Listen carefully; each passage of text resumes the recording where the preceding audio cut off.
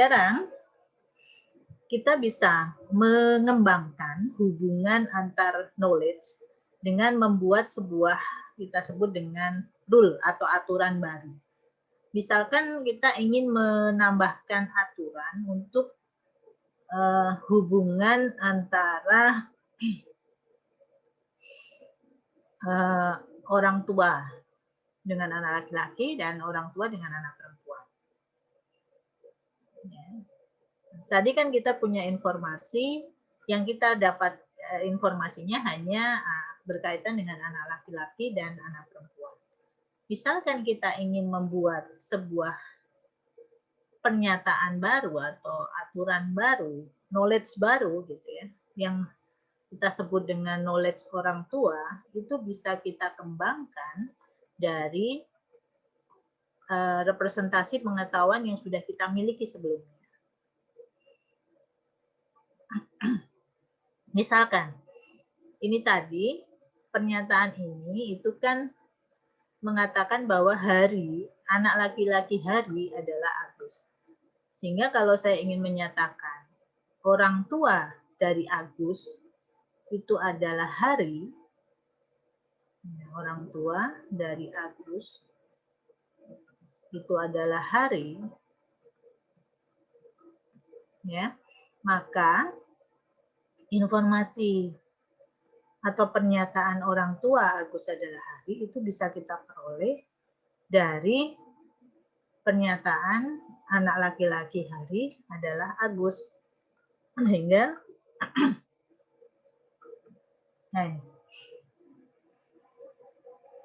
jadi bisa kita nyatakan sebuah pernyataan baru orang tua C adalah P itu bisa kita peroleh dari pernyataan yang ada sebelumnya bahwa anak laki-laki P adalah C.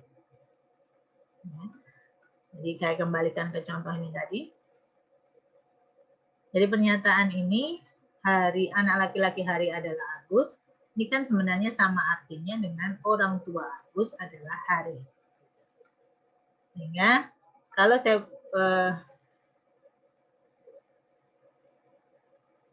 nyatakan dengan pernyataan orang tua, maka orang tua C adalah P itu bisa diperoleh jika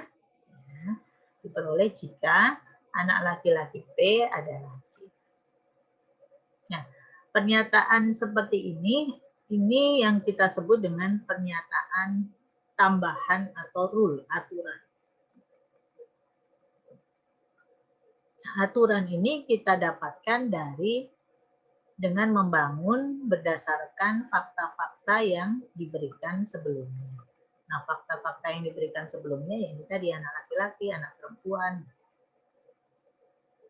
Dengan cara yang sama, kita juga bisa memberikan aturan untuk orang tua. Ya, sama kan? Jadi kalau orang tua C adalah P, itu jika anak perempuan P adalah C. Ini caranya bagaimana kita menambahkan hubungan antar knowledge yang kita berikan dengan membentuk sebuah aturan. Ya, sehingga dengan menggunakan aturan ini, kita bisa juga melakukan query. Jadi misalkan ada query orang tua Budi siapa? Nah, kita harus mencari dari pernyataan itu tadi. Orang tua Budi P itu jika ya, anak laki-laki dari P itu adalah Budi kan gitu. Dari aturan yang kita tetapkan di sini, kita bisa dapatkan sebab pernyataan orang tua Budi adalah P itu terjadi jika anak laki-laki P adalah Budi. Ya. Sehingga kalau kita mau mencari P ini, berarti kita harus mencari dari informasi anak laki-laki ini tadi, informasi dari anak laki-laki, apa tadi? P adalah Budi, berarti kita cari anak laki-laki yang argumen 2-nya Budi. Anak laki-laki yang argumen 2-nya Budi adalah ini, ya kan? Maka P-nya adalah Agus. Ya. Nah, sehingga didapatkan di sini P-nya adalah Agus. Nah, P jawaban Agus di sini akan sama dengan P yang ada di sini. Sehingga kalau ada pernyataan atau pertanyaan atau query, orang tua Budi siapa, kan gitu ya. Maka jawabannya adalah Agus. Dengan menggunakan proses ini yang kita sebut dengan proses inferensi.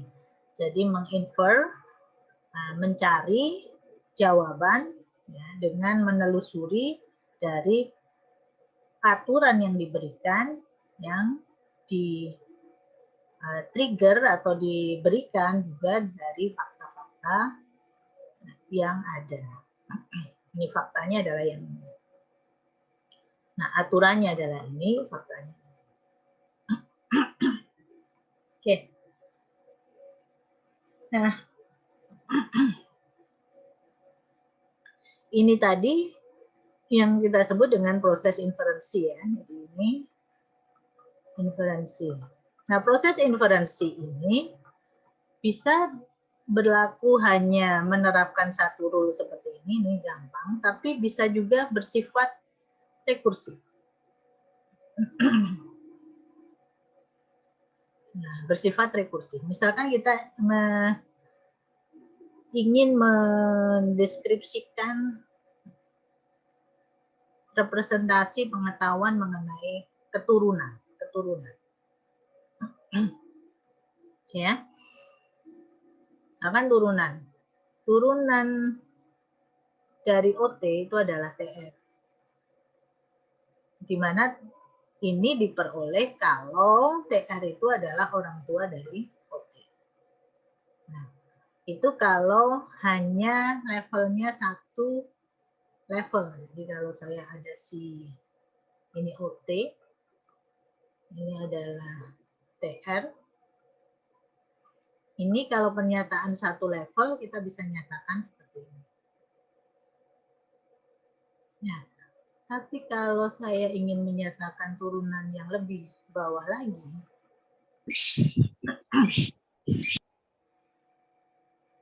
maka kita bisa nyatakan ini menjadi pernyataan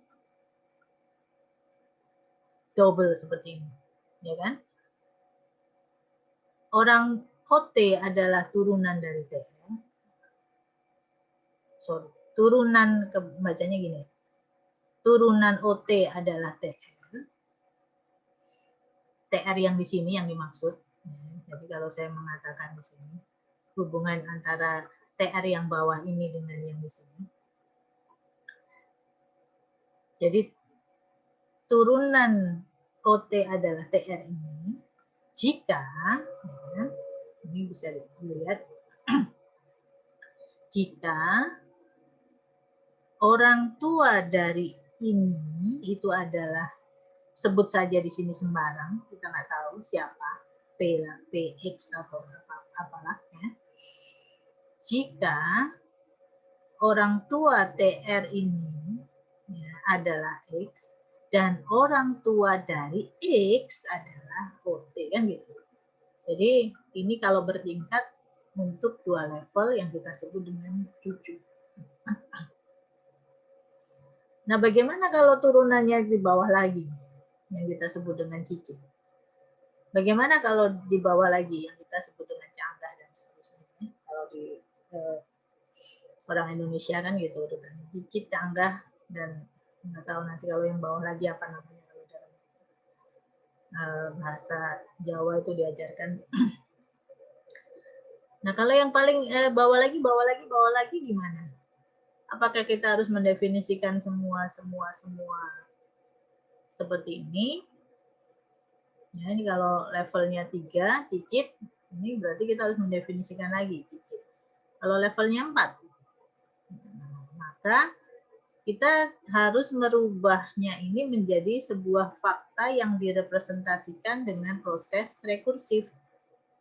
Jadi nggak perlu dinyatakan satu-satu, dari anak sendiri, cucu sendiri, cicit sendiri, cangga sendiri misalkan. Tapi ini kan sebenarnya ada proses perulangan yang bisa kita nyatakan dalam bentuk yang disebut dengan proses rekursif. Ya.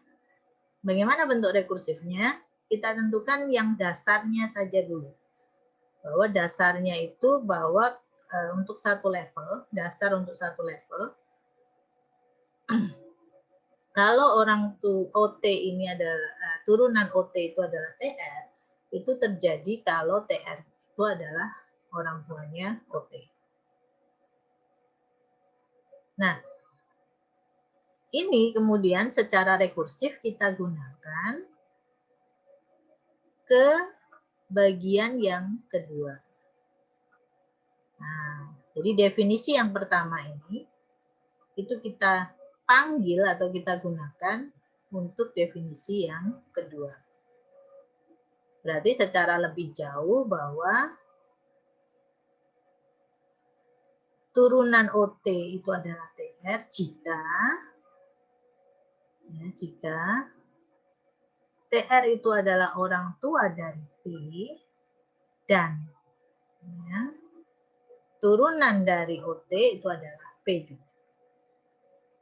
Jadi ini nanti akan terjadi proses yang disebut dengan rekursif. Dimana kalau ini kita ganti dengan pernyataan yang pertama, ini sebenarnya bisa diganti menjadi orang tua dengan OT, P, ya berarti orang tua P, OT. Nah, seperti ini. Ini kalau satu level dalam level cucu. Tapi kalau kita mau lebih dalam lagi, ya berarti penggantinya bukan ini, tapi penggantinya adalah yang ini. Jadi ada dua aturan untuk mewakili proses rekursif mulai dari level anak sampai cicit dan seterusnya. Ini cara mendeskripsikan ya, relasi yang bersifat rekursif. Ada pertanyaan dulu sebelum saya lanjutkan ke bentuk pemrograman logiknya.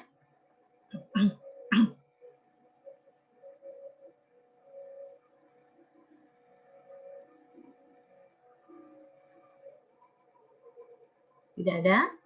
Kalau tidak ada, sekarang kita akan